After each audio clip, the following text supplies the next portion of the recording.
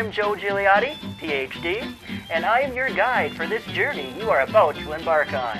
Now, to survive here in this generation, you're going to have to know a few things. Come along for the ride. I will show you how to live.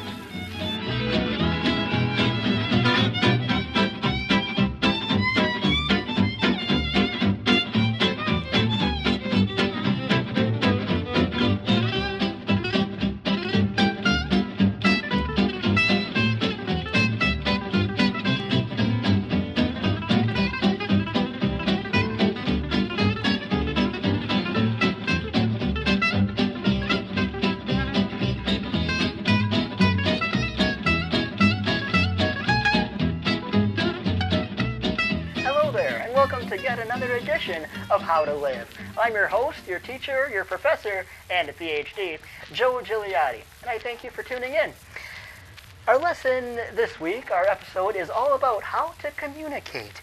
Everybody needs to speak, but of course communication is nonverbal as well, so just how we interact with everybody around us is so vital. In our first our first lesson of this episode of how to communicate is the following. We all like to be courteous to one another, and we all have to be proper as well. And that can be summed up, folks, by knowing your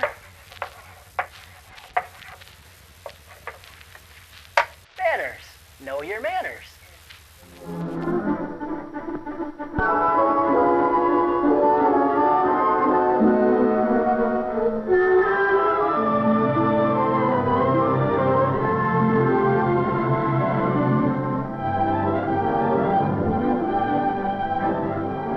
Cities are built of something that's far more important than steel and brick and stone. What holds a city together is a need which all men have. The need for living together with their fellow men, sharing their work, helping each other, enjoying their friendships and their companionship. And since people must depend upon one another, they have built up ways through the ages of getting along together. Our laws are one way of doing this. But just as important as laws are the rules and usages of courtesy and consideration, which we call good manners. They come naturally where people have a high regard for each other. We see good manners every day, not only among adults, but among children too. Often they may not even realize that the consideration they're showing for others might be called good manners.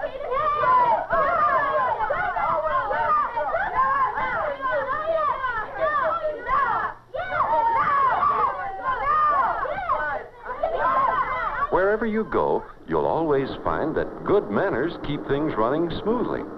Paying attention to a neighbor's yard is good manners because it's considerate. So is going to the end of the line instead of trying to break into the middle. It's only fair to those who were there before you.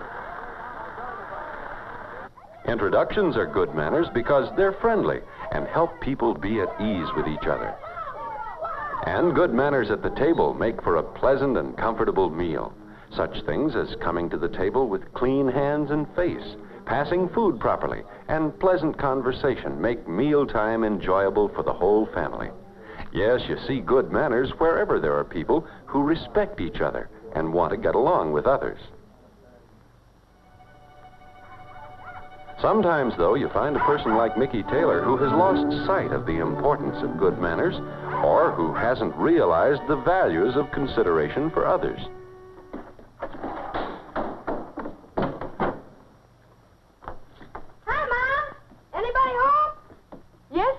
Come in and say hello to Mrs. Norris. Letting the screen door slam, strewing his clothes about the kitchen, certainly isn't being considerate of his mother. I'll get him. Hello? Who? Karen? No, she's not in.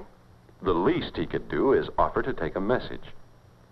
And what about the importance of good manners to guests of other members of the family? You remember Mrs. Norris, don't you? Oh, hello, Mickey. It's nice to see you again. Hello.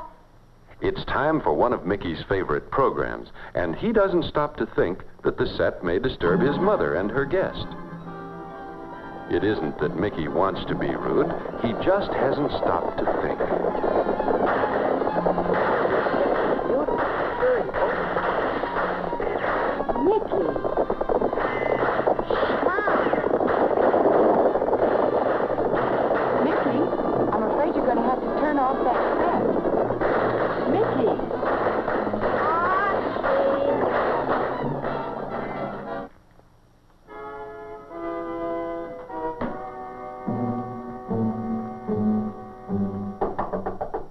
Mickey, may I speak with you? Okay. Is she gone? Yes, she is. And I must say you behaved very rudely to Mrs. Norris and me. Well, she made me miss my favorite program. You shouldn't have turned the set on in the first place. Honestly, Mickey, I don't know where your manners have gone to. Manners. Is that all you grown-ups ever think about? Yes, we do think about them, Mickey, because we've learned from experience that manners are important in helping people get along together. You'll never be happy with others until you learn to be considerate of them. I get along all right. Do you, Mickey? I wonder. Sure. Kids don't need manners. Manners are just for grown-ups. I think you're wrong about that. Someday you'll find it out. Oh, manners.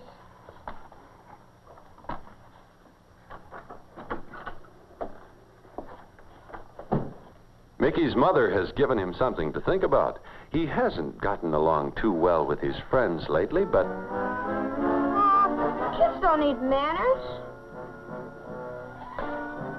The next morning, Mickey has all but forgotten his talk with his mother, but something happens on the way to school to remind him of it.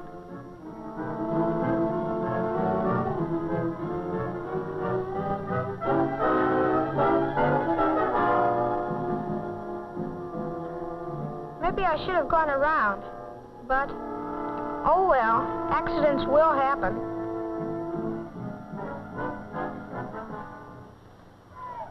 And later on at the playground, Mickey sees the ball coming toward him, and he obeys a sudden impulse to get into a game he's not a part of. It starts an argument, and then the bell rings to break up the game. Gee, I didn't realize this was a class game.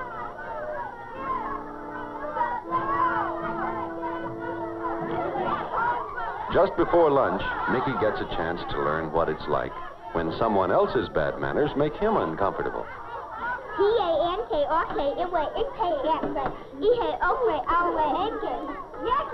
Yak. Can't you girls talk English? And so Mickey has quite a lot to think about during lunch, especially when he suddenly realizes that he's sitting alone, and he begins to wonder whether the others may not be passing him by. I don't think they'd pass me by on purpose. Kids don't care about manners. I wish there wasn't any such thing as manners. Boy, if I were president, I'd put a stop to manners. That's what I'd do. I'd make a proclamation.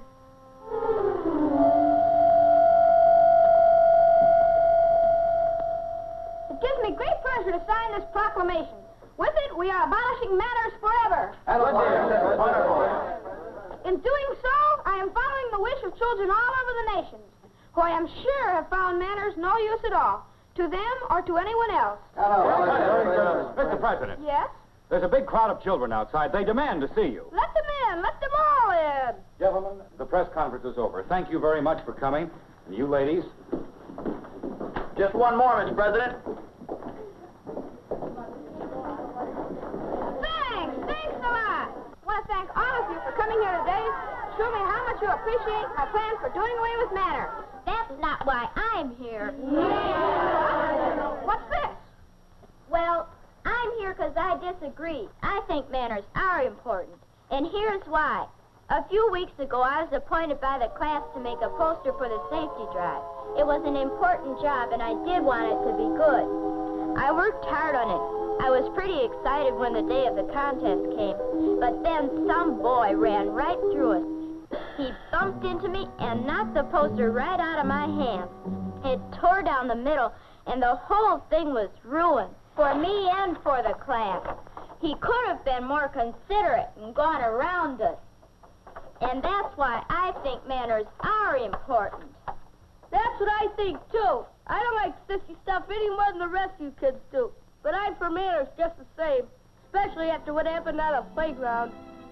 I'm the captain of the class team who challenged the fifth graders. It was a tough match and the score was tied. Then somebody just had to be a smart aleck and break into the game. Then the bell rang and we didn't get a chance to finish. Boy, he sure spoiled everything. Just 'cause he figured nobody else mattered but him. That's bad manners. I'm against this proclamation. What about the rest of you? Let me tell you what happened to me, and right in class. Somebody slammed the door in my face. And somebody spilled milk all over me. My bike was ruined. Phone slammed right in my ear. Somebody tripped me. I got pushed.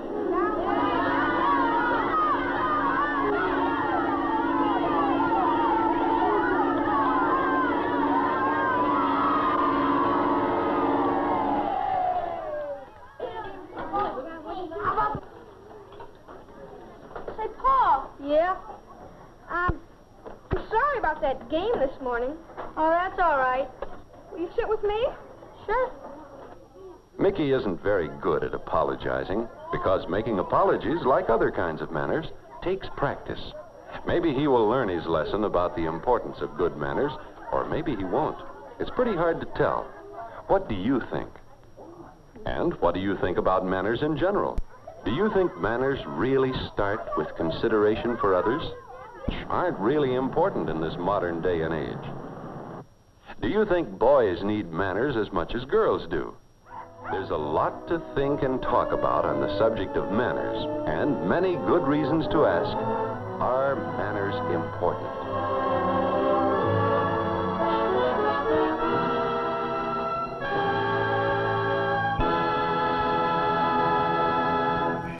Hello there, welcome back. Now that you know your manners, it's time to dive into the next lesson of how to communicate. And, folks, let's say you're walking down the hall, and you see your friend, let's call him Frank. And you see Frank, and you say, "Hey, Frank, whoop, that haircut." That is not a proper greeting.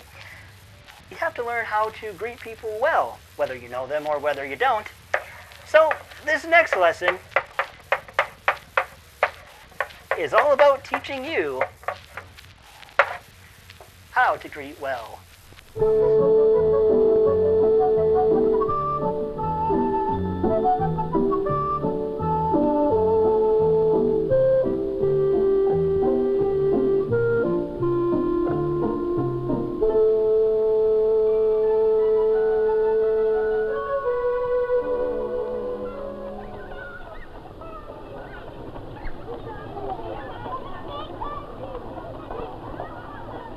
Has this ever happened to you? Arriving at a brand new school in a brand new neighborhood on the first day? You don't know a single person. You want to get acquainted, but you don't quite know how to go about it. You decide to wait a while and see what happens. Hey, there's a new boy. Uh-oh. Hi, you're new here, aren't you? Remember the last school? Maybe these three are here to pick a fight. You have to be careful. What's it to you? That was the wrong thing to say. You thought they were troublemakers, and because of the way you answered, they now think you are a troublemaker. Have you ever had an experience like this and wished that you could have a second chance, a chance to do things right? If you could have a second chance, let's see what might have happened. This time, you don't expect the worst. Hi, you're new here, aren't you? That's right. My name's Jeff Martin. My name's Jack Boyer. This is Bob Reynolds and Herb White. It was such a simple thing when you had a second chance to say and do the right thing. The only trouble is you can't relive the moments in which you make mistakes. It's important to learn what to do and say the first time. Of course, you have to be aware of what you might be doing wrong before you can improve. Perhaps you are like this boy, a really nice person who just doesn't know how to return a greeting. So you respond with a cold nod of the head, or at most a mumbled reply. The person who receives such a greeting gets the idea that you're a grouch. And if you do it to enough people often enough, you'll begin to wonder why others are so unfriendly to you. Perhaps you are guilty of still another lack of skill in greeting people. Have you ever met someone and waited for that person to speak first? If the other person doesn't speak, and if you don't speak, each of you may form the wrong opinion of the other. The need for an introduction can occur anytime, anywhere. Do you recognize those occasions?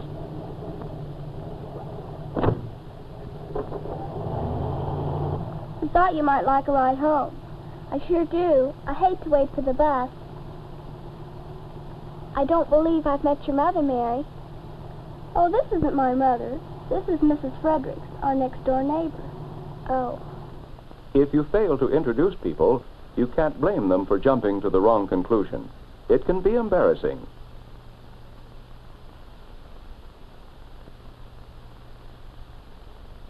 Perhaps you don't know what to say when you're introduced to someone new. You lack ease and assurance in your manner. I guess you two don't know each other. Tommy Burke, this is Ted Hall. Hi, Ted. Because you lack confidence in yourself, you don't bother to even answer a friendly greeting. If you are like this boy, or if any of these difficulties in exchanging greetings or introductions apply to you, it should be clear that you need to improve your ability. Your failure to reply shows that you don't know that the reason for exchanging greetings and introductions is simply to show courtesy and consideration for others. The situation determines the type of greeting or introduction, formal or informal, that you should use. A ball game gives us an example of an informal greeting. Hello, Johnny. Hi. Have we missed much of the game? Only 3 or 4 minutes. In some situations, with people that you know well, informal behavior is correct. Even in informal introductions, a girl's name is usually mentioned first. Kathy, this is my best friend, Bruce. Kathy is my cousin from Colorado. How are you? It's a good idea to supply some information about each person you are introducing.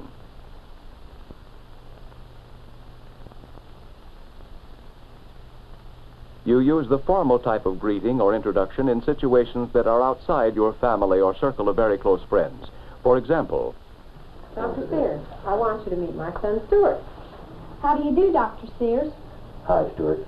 Real nice to meet you, sir. Formal introductions are necessary in many situations. Let's look at a few typical examples that you may encounter. Suppose your school is having an open house for parents. If your teacher and your parents have never met, it's up to you to make the introductions. Hi, Janet. How are you? Fine. Mrs. Stevens, I'd like you to meet my parents. Sister and Mrs. Saunders. How do you do? I'm very glad to It's proper to mention first the name of the person you wish to honor. Since the teacher is outside of your family, her name is mentioned first. Your parents and your teacher have a common interest to discuss, your education. In other situations, however, Dad, I'd like to introduce you to Tommy's father. Mr. Carson, this is my father, Mr. Perry. How do you do? in this case, the introduction of total strangers may end with an awkward silence unless you provide a topic of mutual interest. Tommy Carson plays first base on our ball team, Dad. Well, he must be the boy that set up that double play last Friday. Say, for a boy his age, he's quite a ball player.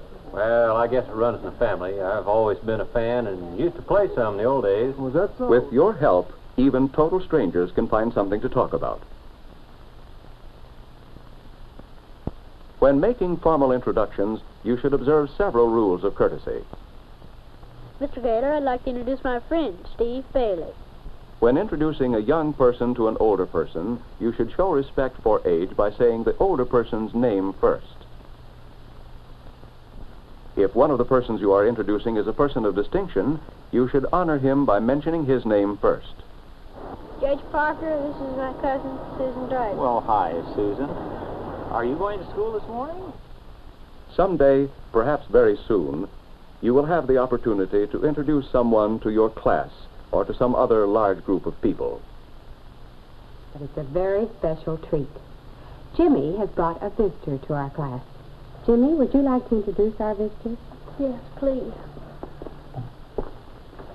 When our class started studying about South America, I thought about my uncle, who has spent a lot of time there.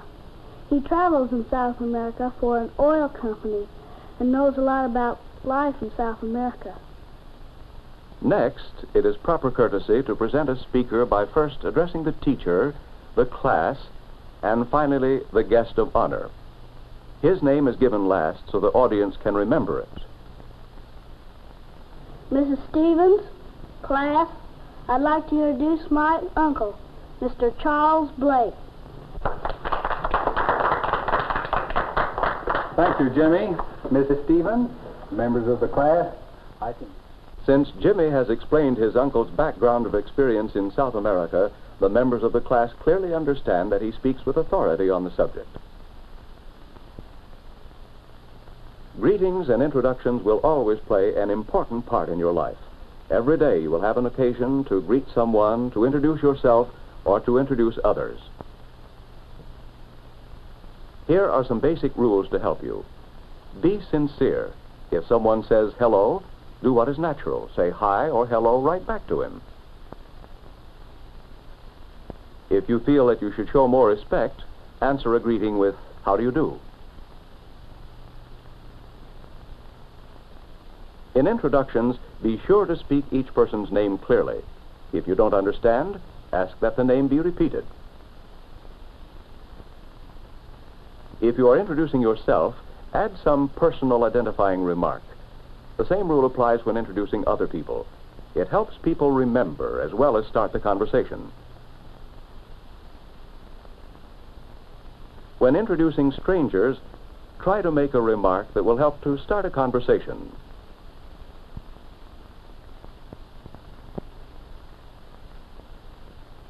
When introducing a boy and a girl, the name of the girl should be given first.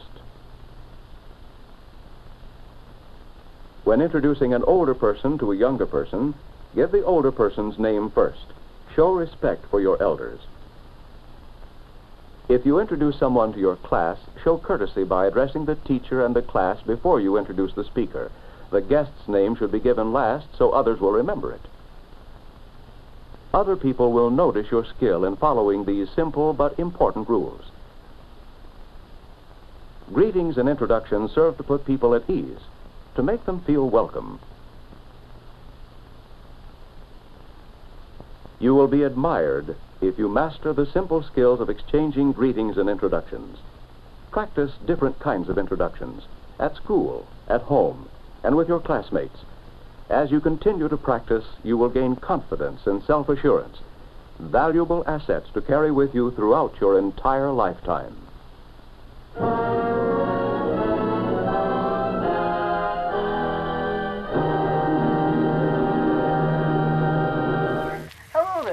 Now that you know how to greet everybody oh so well, it's time to dive into the next lesson in how to communicate. And that comes in the words that you use. You know, the words that we hear all the time, such as good, bad, okay, hello, how are you? Those are nice greetings, but sometimes you want to mix it up with some other words, you know, some not necessarily bigger words like preposterous or conundrum or onomatopoeia, but just mixing it up a little bit with your words. So why not learn how to enhance your vocabulary?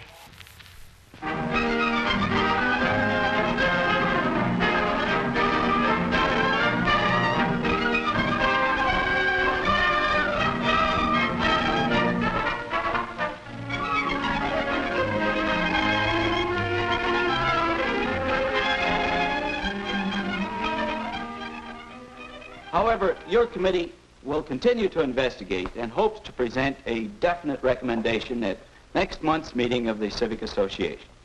Thank you, Mr. Hanson. Mr. Chairman. Mr. Chairman. Mr. Willis.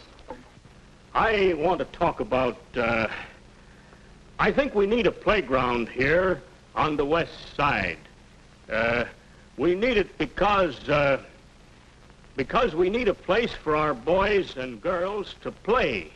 A playground. Mr. Willis has an important idea to express, but he lacks the vocabulary to express it. Finding the exact words to fit your ideas is one of the first steps in building your vocabulary.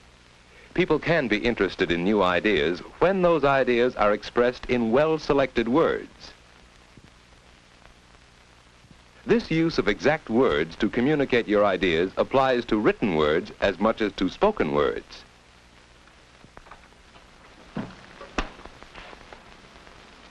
Hi, Dad. Would you be interested in... Oh, what's the matter? Oh, nothing. something go wrong at the meeting? Yes. I sort of made a... What's on your mind, son? I thought you might like to read my term paper before I hand it in tomorrow. Well, yes, of course. Our public parks, monuments, or playgrounds. Huh?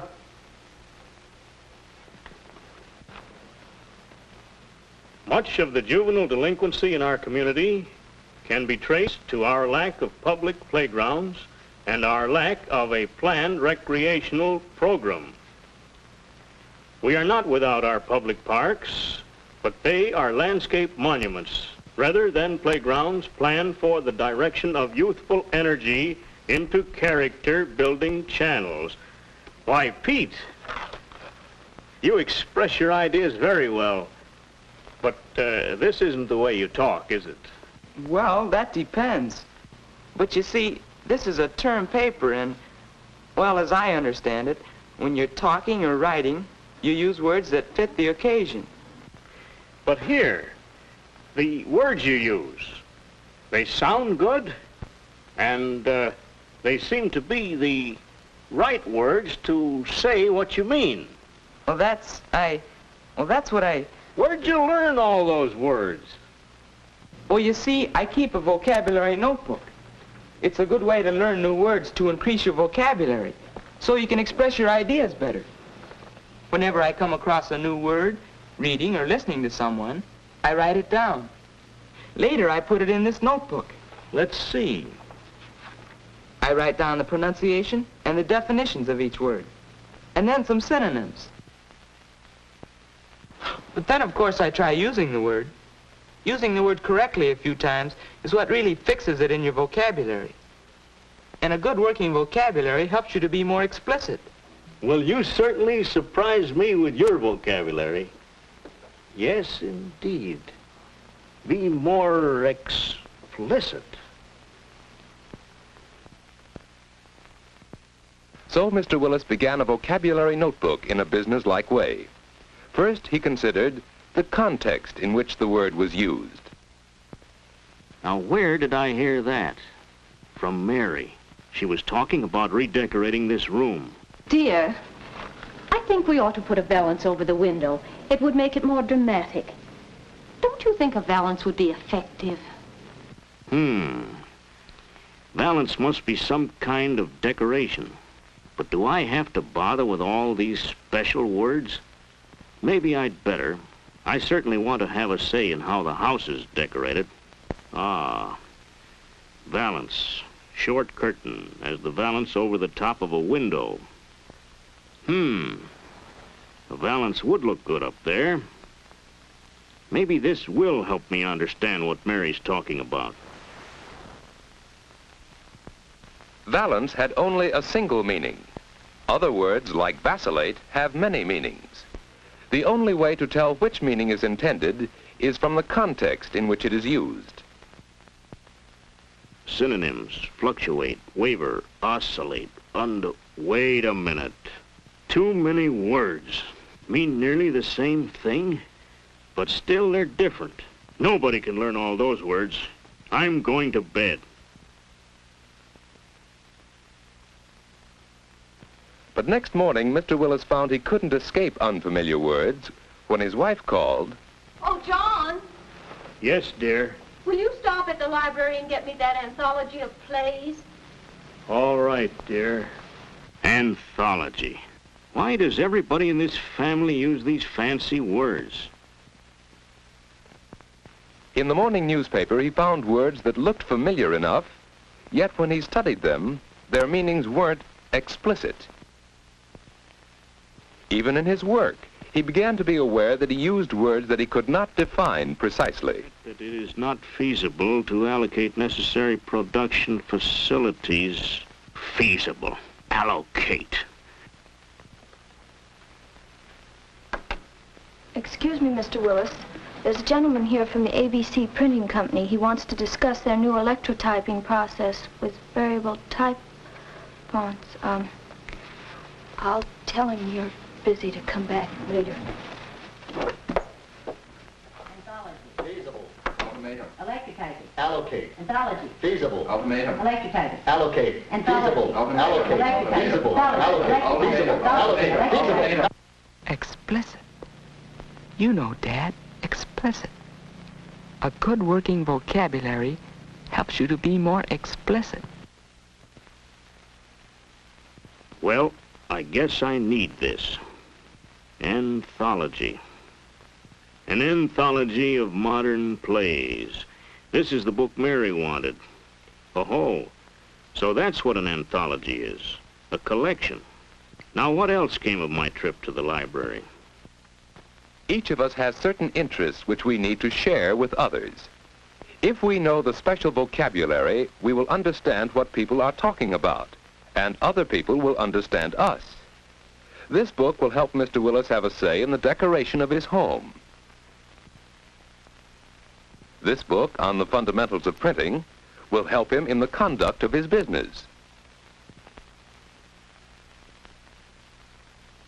Books on special interest subjects help us build the vocabulary we need to talk the language of others. And that's not the only language I'm going to talk. At the next meeting of the Civic Association, I'm going to sell my idea, or my name isn't Willis.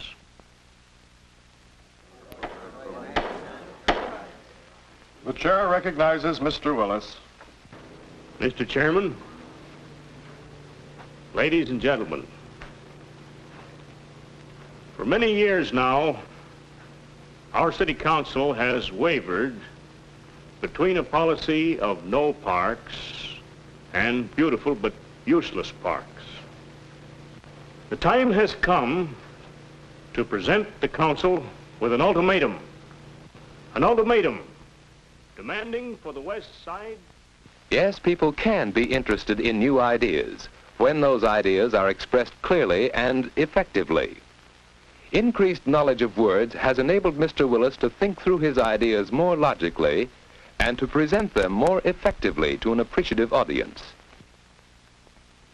We will show them that it is feasible, that the city budget is nothing more or less than a plan for spending our money. A plan which can and must be adapted to meet our needs. Words that we choose carefully to say what we mean, choose for the audience and the occasion, help us gain support for our ideas. And not only in speaking. Effective use of words helps us think and write more forcefully and with more interest when we prepare term papers and other school assignments. Command of words helps us contribute to debates and discussions. We communicate more quickly and more effectively. Being skilled in the use of words aids us in selling ourselves when we look for jobs.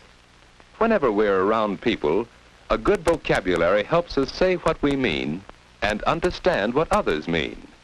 Pete has developed his skill in communication through words, just as Mr. Willis has, just as you can, by being alert to words, by using words that say exactly what you mean, by building your vocabulary. To see that program carried out, then we can achieve our goal by going before the council and making our demands explicit.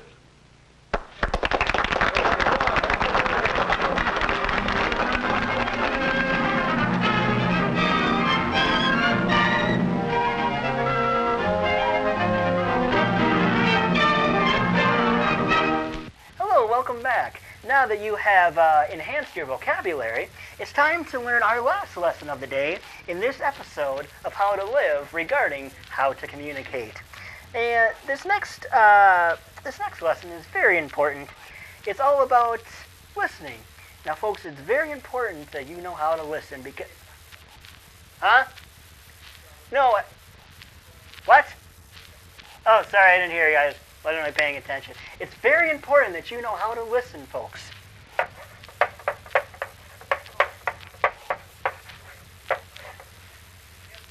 Listen.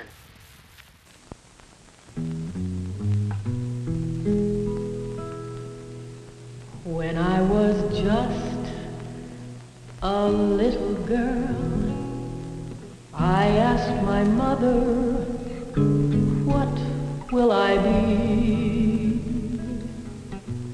Will I be pretty? Will I be rich? Here's what she said to me. Que sera, sera. Whatever will be, will be.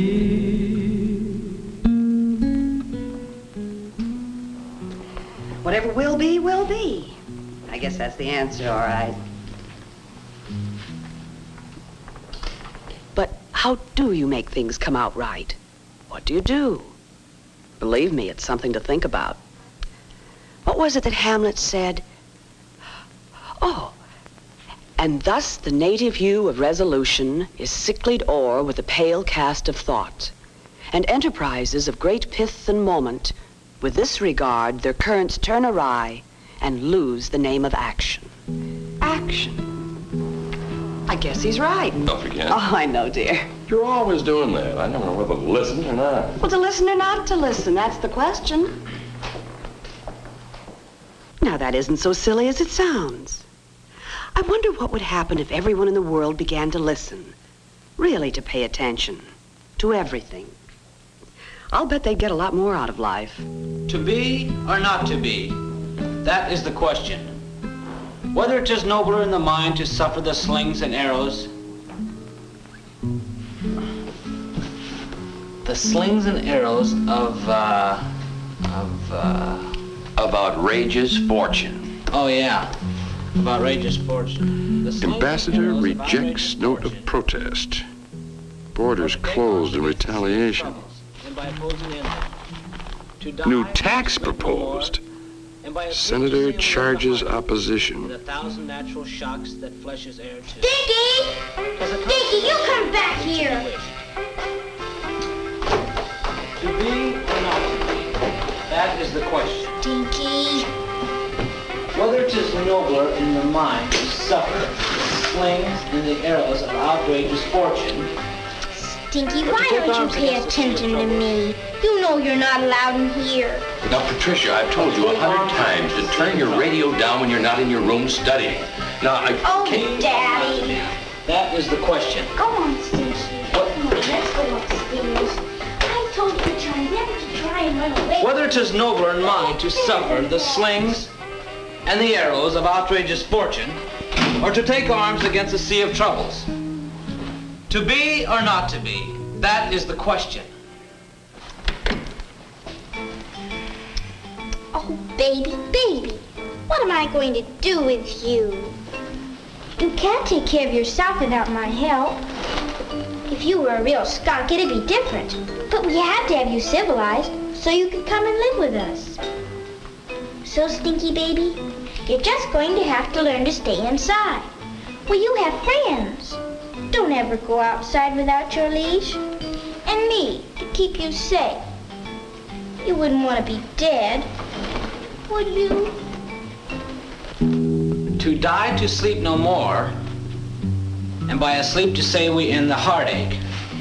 To say we end the heartache.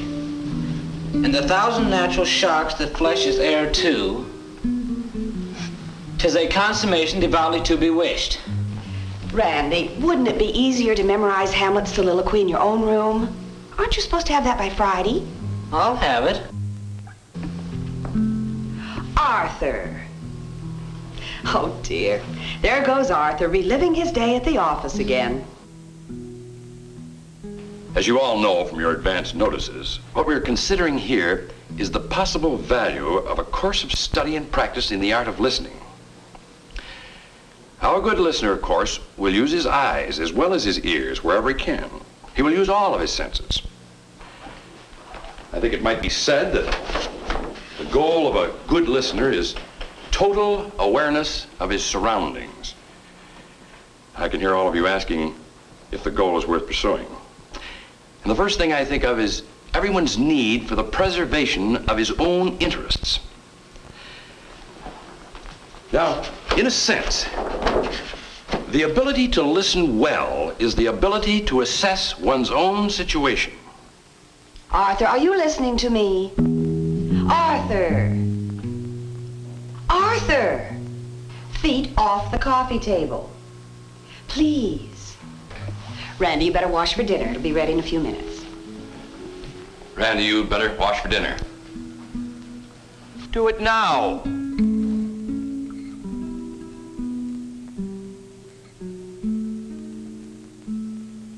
Teaching cannot be accomplished. Learning cannot be done. Efficient organization and operation are impossible without alert and positive listening on the parts of the persons involved. And that brings up the tremendous question of how to influence anyone to listen as he should if he is not listening as he should while you're making the attempt. You can't coerce him into listening because the sensation of pressure will distract his attention away from the message you want him to hear and will focus it on the problem of escaping your domination. Dad. Dad, can I have the car Saturday night? Haven't you washed your hands yet? Go do as you're told. Well, all right, I will.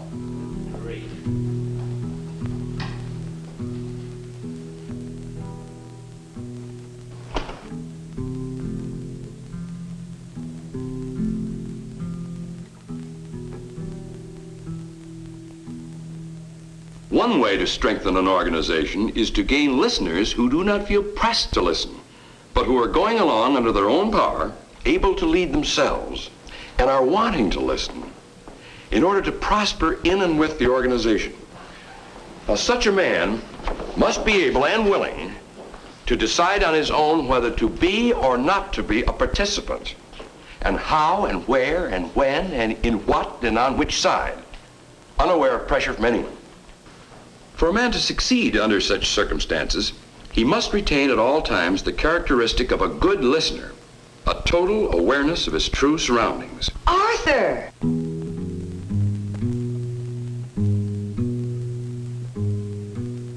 Arthur, will you please wash for dinner?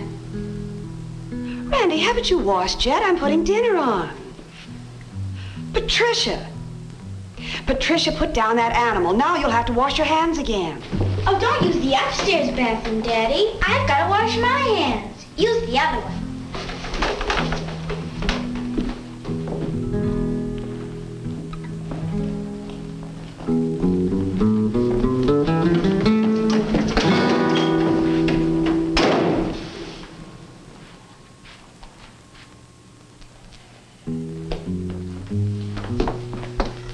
Arthur, I've told you 100 times, don't wash your hands at the sink. Please use one of the bathrooms.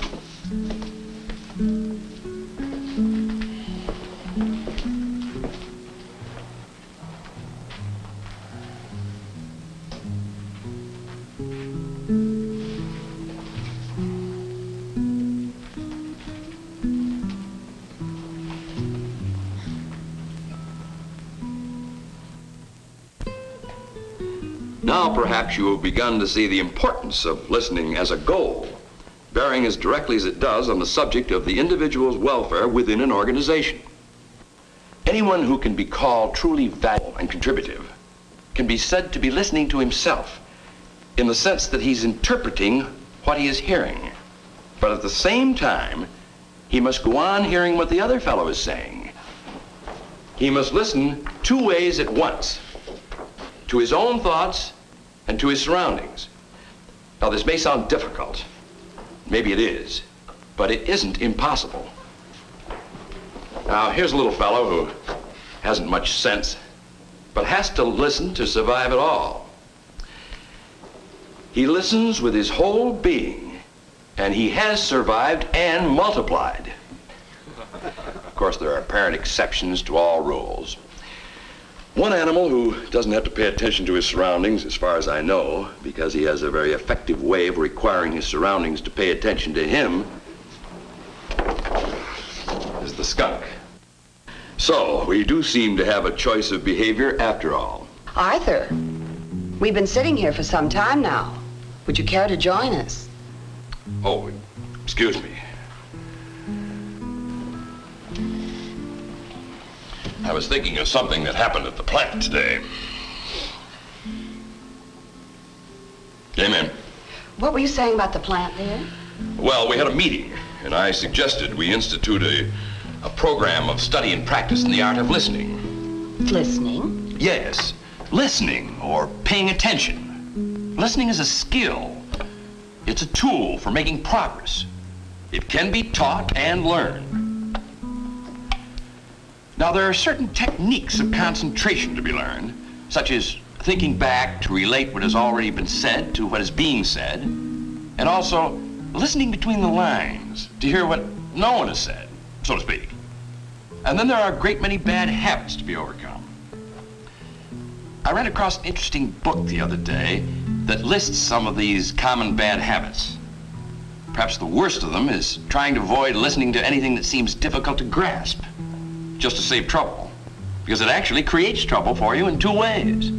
In the first place, if you select ever easier things to listen to and discard the difficult, you encourage a downward spiral in your own listening ability, and you make yourself progressively more helpless and less likely to succeed. In the second place, you cheat yourself out of a lot of information you might wish you had someday. Now, another bad habit, of course, is telling yourself that you already know what is coming, or that what is coming isn't worth listening. I wonder if Arthur is listening to himself and finding all that wisdom. It's hard to tell. Listening is something you can't see anyone doing, even after he's done it. I guess everyone is different. Everyone not only listens differently, but also listens to different things.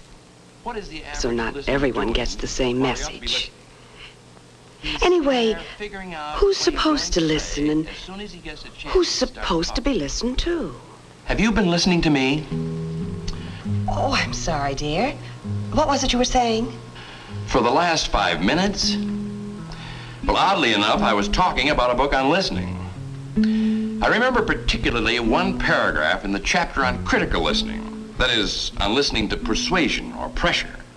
It says that a lot of what we're being asked to listen to these days is pure, unadulterated hogwash. And that if real listening were to become more general, life would become more rewarding for those of us who have socially and humanly good advice for humanity to follow. Too many people listen only to what they want to hear. Somebody promises them the world with a little red fence around it, free, and that's what they want. So that's what they listen to. And what happens? They get the fence all right, built around them, and by the time they're caught in a squeeze with their freedom gone and begin to realize who they should have listened to, then it's too late.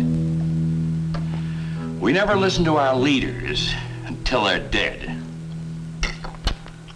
He's aiming all that right at Randy. He's always accusing Randy of wanting the world with a little red fence around it. I wonder what Randy does want. You certainly can't tell from the outside. Is there something the matter with your salad, Randy? Huh? Oh, no. No, it's fine, Mom, thanks. I was just thinking about something. Huh. Now, there's an example of listening for you.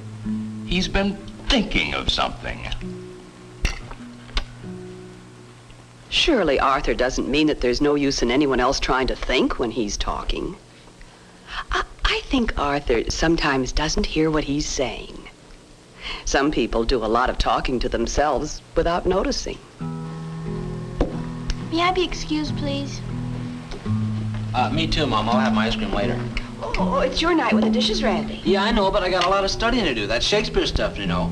I don't see why... Empty the wastebaskets. Now, something's going to have to be done with that. But, young man, you come back here and listen to me. Okay, I heard you. Empty the wastebaskets. That's right. They're spilling over, every one of them. Well, they shouldn't be. No one should put anything into a wastebasket that's already full. What do you expect us to do? Stand around holding the stuff? Well, if you put things in right, they wouldn't fill up so fast. Squash the boxes. Look, we don't have waste paper around here just to give you something to do at your convenience. That's your job around here, and you keep up with it. It's a fine job. Well, there's nothing wrong with it. A real man lends dignity to any work he's given. Well, if you'd buy big enough waste... Now, that's about enough out of you, young man. Just take charge of this job and do what I say. A man of your age... Oh, forget it. I know the whole lecture. Then why haven't you listened to it? No, you may not have the car Saturday night. What? You heard me. You asked before dinner if you could have the car Saturday night. No. Oh, fine. That makes everything just great.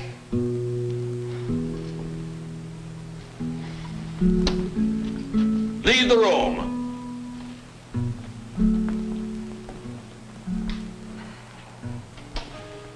Now, what was that supposed to be about? Randy will get the car Saturday night, and he'll empty the wastepaper baskets, too. Sounds more like who's supposed to listen and who's supposed to be listened to.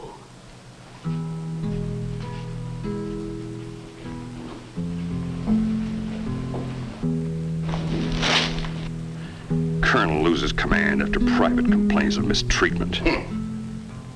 Congressman says threat from within is greater than threat from without. Oh, you can say that again.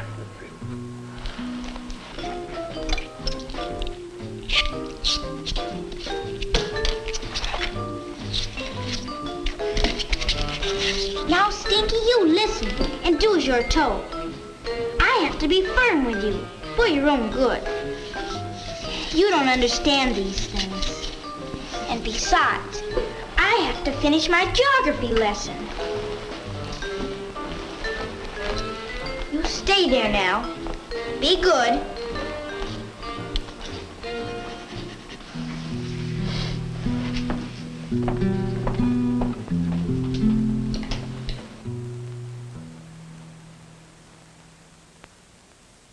I wish I knew what to do about Randy. How do you mature a person of any age? You can't get anywhere by advising him, no matter how forcefully, if he won't listen. And if he will listen, he doesn't need any maturing. Where are you in the soliloquy now, Randy? Oh, aye, there's the rub. For in that sleep of death, what dreams may come. When we have shuffled off this mortal coil, must give us pause. What does he mean there? That we don't like to think about death because we don't know what happens next? I think that about states it. There are a lot of things we know perfectly well are true, but we don't like to face them. It's kind of like your father said at dinner, people won't listen to what they don't like to hear. Well, you can take out the garbage now and we'll be all through. Thanks very much. Oh, and watch that latch on the screen door. I wish someone would fix it.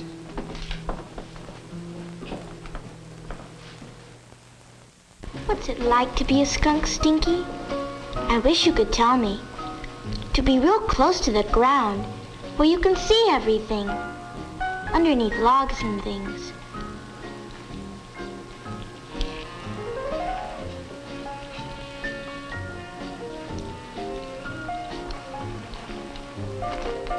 Or would it be better to be up high, where you can see farther, like a horse? I think it would be fun to be up high. Of course, I wouldn't want to be a horse, but I'd like to have one. But Daddy won't listen to me. We could board him, maybe. But Daddy says he isn't going to spend his money that way. That's the way he is. He won't spend money foolishly, only if he can see it getting us somewhere. Oh, Stinky, I wish you could talk. You don't say a word. You might as well not be there. There's the respect that makes calamity of so long life. For who would bear the whips and scorns of time? The oppressor's wrong, the proud man's contumely, the pangs of despised love, the law's delay, the insolence of office, the spurns that patient merit of the unworthy takes when he himself might his quietus make with a bare bodkin. One animal who doesn't have to pay attention to his surroundings, as far as I know, because he has a very effective way of requiring his surroundings to pay attention to him, is the skunk. So we do seem to have a choice of behavior after all. I found something I might show at the first of these meetings. It's a half-hour motion picture entitled A Message to No One. I suppose the title refers to the idea that when no one is listening, the message is being wasted.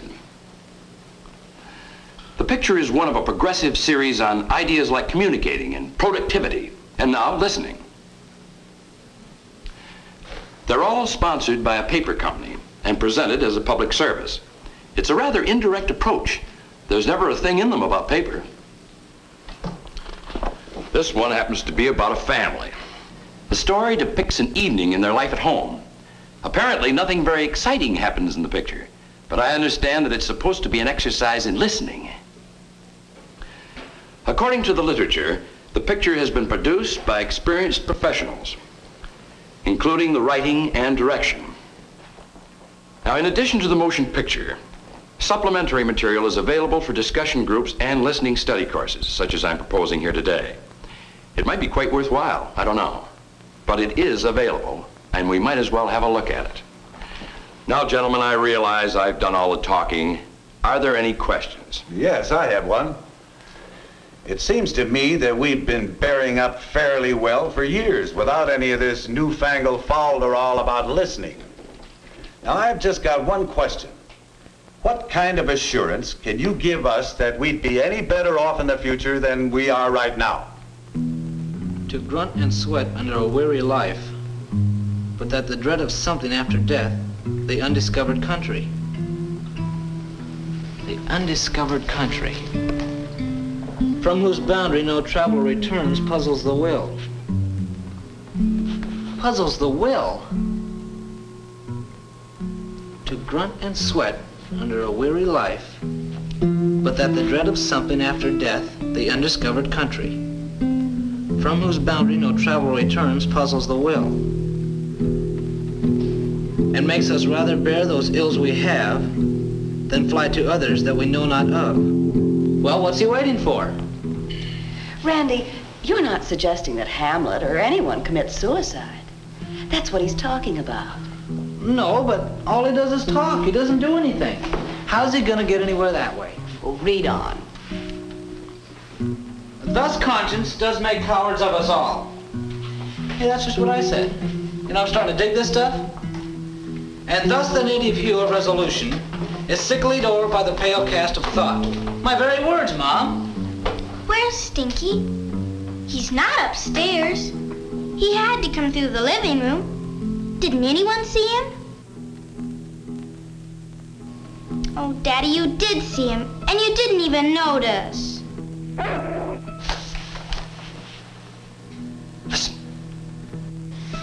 Listening. Daddy, all you do is sit and talk about... Daddy!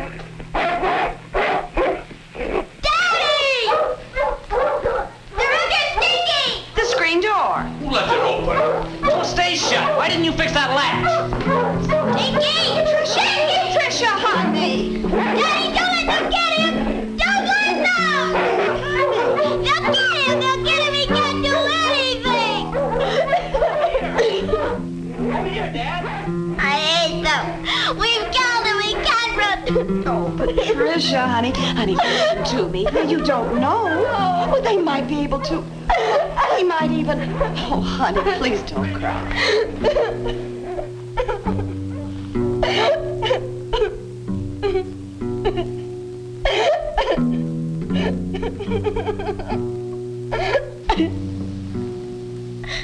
Mother, why are we standing here just listening?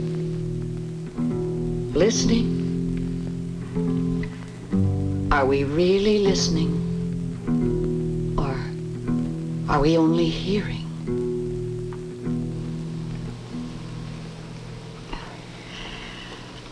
Shall we go out?